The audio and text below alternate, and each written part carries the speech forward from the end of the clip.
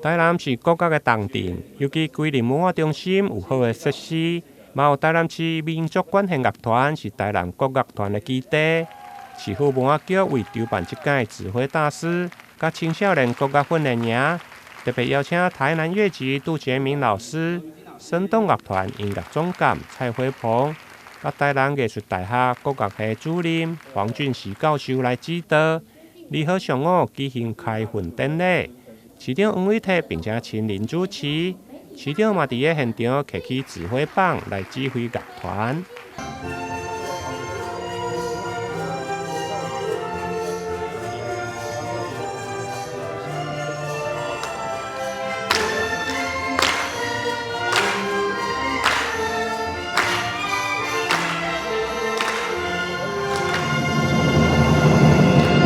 台南的国乐重镇在归仁文化中心，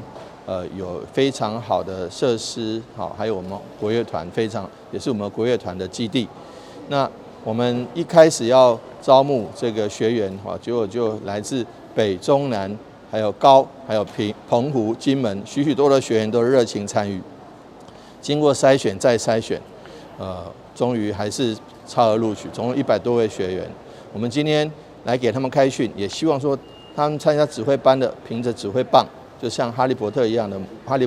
魔法棒，能够让乐团演奏出他的风格。那参加国乐班的也可以，这个培养他们国乐的爱好。不管是现任的国乐人，还是未来的准国乐人，都欢迎来到归仁。我想都是归仁人，能够来我们台南，在未来6天的这个国乐营里面，能够受到最好的老师最好的指导，能够让他们产生对国乐的兴趣，进而把国乐当作他们终身喜欢的这个乐器。台南市民族管弦乐团的团长黄光佑表示，这届活动主要分作指挥班加国乐营2大主题。指挥班的学员采开放制，无论是科班或者是现任学校社团的指挥，拢会用个报名。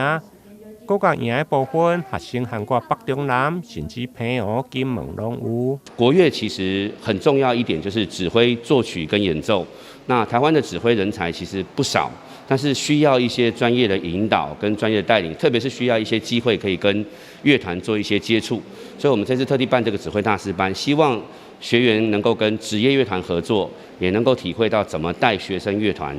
另外一个就是学员的部分。那我们台南市民族管弦乐团的音乐家都是非常非常专业的音乐家，也都很有教学经验。我们希望可以把这样的经验延伸到台南或全国各地的乐团当中，所以我们特地招了从小学到高中的学生作为乐团的学员，希望他们能够在这6天当中，把这几首曲子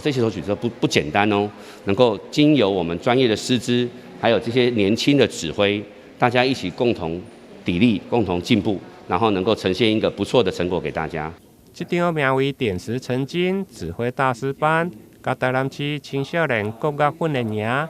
伫个市长甲贵宾的开锣仪式过后，将进行为期6天的密集训练。这届演习的曲目针对国乐的合奏曲，加丝竹室内乐各安排4首。伫个结训以后，8月7號下午，还有一場成果的發表會。伫桂林文化中心来演出，欢迎民众索票入场。台南新闻引根采访报道。